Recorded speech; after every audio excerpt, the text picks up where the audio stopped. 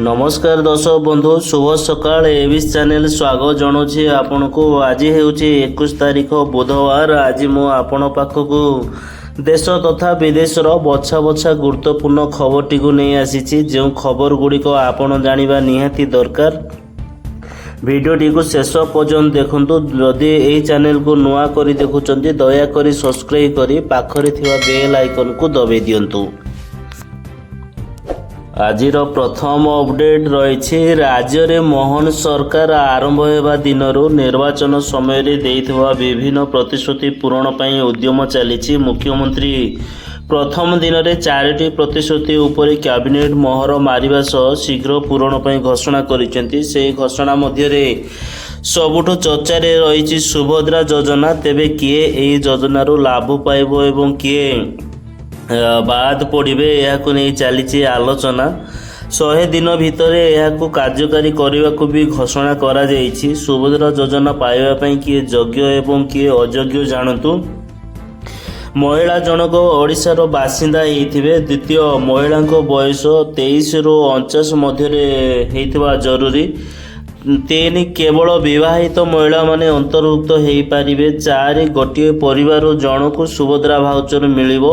5 आवेदनकारी कौनसी सरकारी चाकरी करि नथिबे। 6 अतिवाहित माने आवेदन रु बाद पड़िबे। योग्य हिताधिकारी होइथिले सरकार पक्षरु दिया जाइथिबा निर्धारित वेबसाइट रे आवेदन करने को पड़िबो। आवेदनकारी माने वेबसाइट को जाई निजर तथ्य पूरण करी आवेदन करिवे। सबुठु गुरुत्वपूर्ण हेउछि सुभद्रा योजना रे शामिल हेबाकू कौन कौन प्रमाणपत्र दाखल करने को पड़ो जानी रखु। 1 रे आधार कार्ड, 2 रे बैंक अकाउंट तथ्य, 3 रे ठिकाना प्रमाणपत्र, 4 रे मोबाइल नंबर, 5 रे पासपोर्ट फोटो, 6 रे आय प्रमाणपत्र।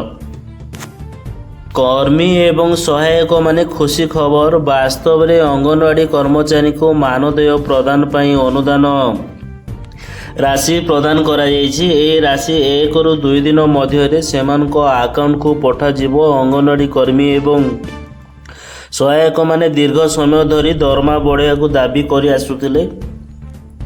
एहीपरि भावरे राज्यर सामाजिक सुरक्षा महिला एवं शिशु विकास मंत्री बलजीत कौर कहिसेंति जे आईसीडीएस योजना अंतर्भुक्त अंगनवाड़ी कर्मी एवं हेल्पर मानकु मानदेय प्रदान पर पंजाब सरकार 68.98 कोटी टंका अनुदान करिसेंति।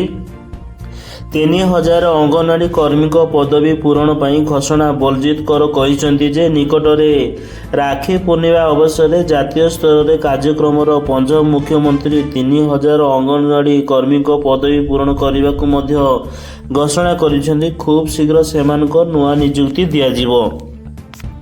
अपडेट रही कठोर हेले राज्य सरकार एणिकी असाधु व्यवसायी उपरे हेबो एक्शन। चढ़ा दर रे आलू बिकिले असाधु बेपारी उपरे हेबो कार्यानुष्ठान। जो माने आलू व्यापक परिमाण में बेआईन भावे मौजूद रखिछन्ति सेमानक उपरे चढ़ाऊ करा जाई दृढ़ कार्यानुष्ठान नियाजिबो। यह कहिछन्ति जोगाण मंत्री कृष्ण चंद्र पात्र।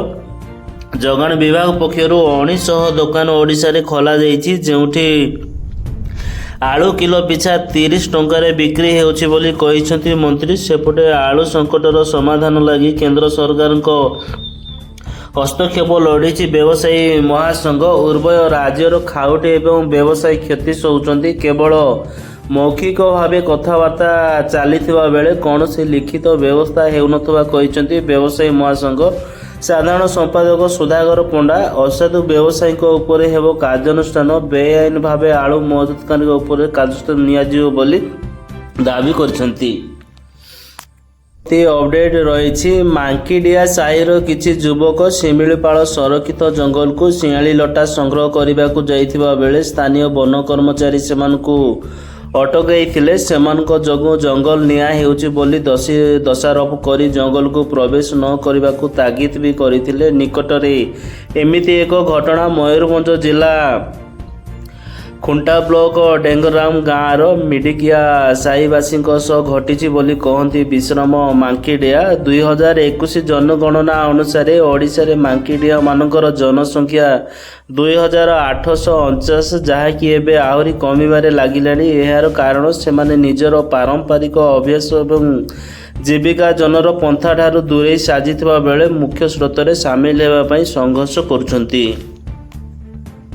परवर्ती अपडेट रही केंद्र आदिवासी व्यापार मंत्री जुएल ओराम गुरुतर अवस्था हेबारु तांको गतकाली विलंबित राति रे दिल्ली एम्स रो न्यू प्राइवेट वार्ड रे ओराम को भर्ती करा जाइथिबा सूचना मिली। तांको स्वास्थ्य अवस्था स्थिर रही एवं स्वतंत्र डाक्तरी टीम तांको चिकित्सा रे नियोजित होइचंती। छाती रोग विभाग रो मुख्य डाक्तर अनंत मोहन को तत्वाधान रे से चिकित्सित होउचंती। जुएल को डेंगू रे आक्रांत हो सुस्थ होइथिले तेबे पुणी थरे जुएल को स्वास्थ्य अवस्था गुरुतर हेबारु तांको दिल्ली एम्स रे भर्ती करा जायछि। डेंगू रे आक्रांत हो गत शनिवार जुएल को पत्नी झिंगिया ओराम को देहांत होइथिला।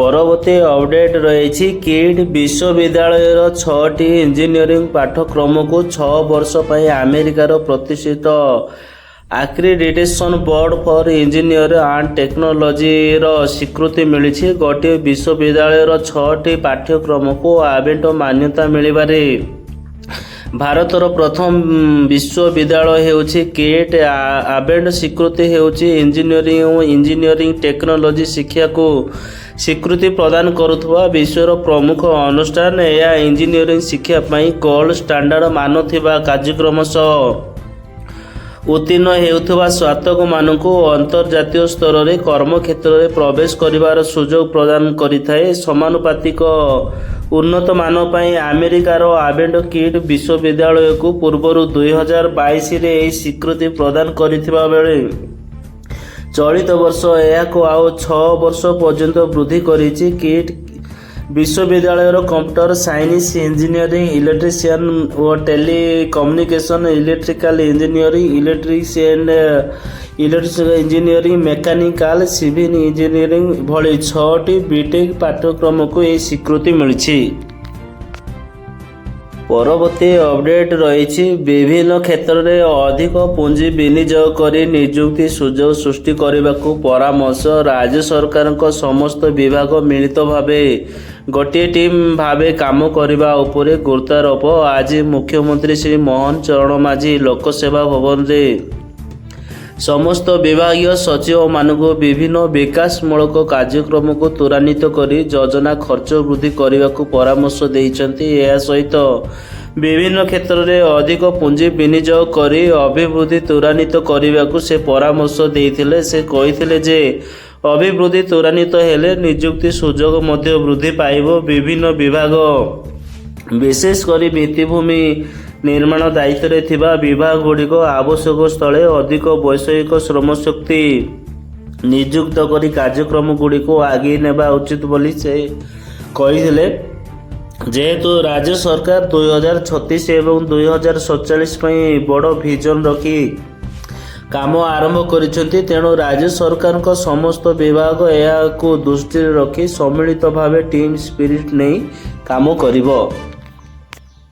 परवर्ती अपडेट रही जाजपुर जिला धर्मशाला ब्लॉक साहाणीडीह पंचायत अधीन चारगठ प्रकल्प उच्च प्राथमिक विद्यालय रे दीर्घ दिन हेब शिक्षक अभाव जोगु शिक्षादान विपर्यस्त हो पड़ी। एठारे 8टी श्रेणी रे 126 जनरू ऊर्ध्व छात्र छात्री अध्ययन करुथिले मध्य मात्र 2 जन शिक्षक नियुक्ति थिबा जणा पड़ी, जहाकु नै बहु दिन हेब छात्र छात्री एवं अभिभावक मध्य असंतोष लगी रहा पर मंगलवार दिन यही असंतोष आंदोलन परिणत होता। प्रधान शिक्षक सरकारी शिक्षक नियुक्ति दाबी छात्र छात्री एवं अभिभावक माने विद्यालय मुख्य फाटक रे ताला पकई धारणा रे बसिथिले। 1958 मसीह यही विद्यालय प्रतिष्ठा होता। निपट ग्रामांचल रे अवस्थित यह विद्यालय रे शताधिक पिला अध्ययन कर आछंती। ଆଜିର ଶେଷ ଅପଡେଟ୍ ରହିଛି ବାଲିଗୁଡ଼ା ପଞ୍ଚାୟତ ସମିତିର ସଭାଗୃହଠାରେ ମୋ ଜଙ୍ଗଲ ଜମି ଯୋଜନା ଜଙ୍ଗଲ ଅଧିକାରୀ ଅଧିନିୟମ ସପ୍ତାହ ପାଳନ ଅବସରରେ ଜମି ପଟ୍ଟା ବଣ୍ଟନ କରାଯାଇଛି। ଏଥିରେ ମୁଖ୍ୟ ଅତିଥି ଭାବେ ଜିଲ୍ଲା ପରିଷଦ ଅଧ୍ୟକ୍ଷା ନନ୍ଦିନୀ ମଲ୍ଲିକ, ତହସିଲଦାର ଦ୍ୱିପ୍ରତି ପ୍ରକାଶ ବେହେରା, ଡେପୁଟି କଲେକ୍ଟର ଧୀରଜ ପାତ୍ର, ରାଜେନ୍ଦ୍ର ନାରାୟଣ ସେନାପତି ରାଉତ ଏବଂ ବିଡିଓ ପ୍ରଦୀପ କୁମାର ବାଘ, ବନାଞ୍ଚଳ ଅଧିକାରୀ ଅତୁଲ ମହାନ୍ତି ପ୍ରମୁଖ ମଞ୍ଚାସୀନ ଥିଲେ। ଉକ୍ତ ବୈଠକରେ ବାଲିଗୁଡ଼ା ବ୍ଲକର ସମସ୍ତ ପଞ୍ଚାୟତର ଯୋଗ୍ୟ ହିତାଧିକାରୀଙ୍କୁ ଜଙ୍ଗଲ ଜମି ବଣ୍ଟନ କରାଯାଇଛି। ଏଥିରେ ବ୍ୟକ୍ତିଗତ ପଟ୍ଟା 4045 ଜଣଙ୍କୁ ସାମୂହିକ ଭାବେ ଏବଂ 238 ଜଣଙ୍କୁ ପଟ୍ଟା ଦିଆଯାଇଛି। ଏହି ଜଙ୍ଗଲ ଜମି ପଟ୍ଟା କେବଳ ପଟ୍ଟା ନେଇ ଜାଗାକୁ ଘର କରି ରହିପାରିବେ ପରିବାରର ଉତ୍ତରାଧିକାରୀମାନେ ପାଇପାରିବେ, କିନ୍ତୁ ଏହି ଜଙ୍ଗଲ ଜମିକୁ ବିକ୍ରି କରିପାରିବେନି କି ସେମାନେ ଏହାକୁ ନେଇ ଋଣ ଆଣିପାରିବେ ନାହିଁ କି କୌଣସି ପ୍ରକାର ଚୁକ୍ତିନାମା ବି କରିପାରିବେ ନାହିଁ ବୋଲି ତହସିଲଦାର କହିଛନ୍ତି। ଉକ୍ତ କାର୍ଯ୍ୟକ୍ରମକୁ ମଙ୍ଗଳ ସମ୍ପ୍ରସାରଣ ଅଧିକାରୀ ଗୌରଚରଣ ପାତ୍ର ପରିଚାଳନା କରିବା ସହ ଧନ୍ୟବାଦ ଅର୍ପଣ କରିଛନ୍ତି।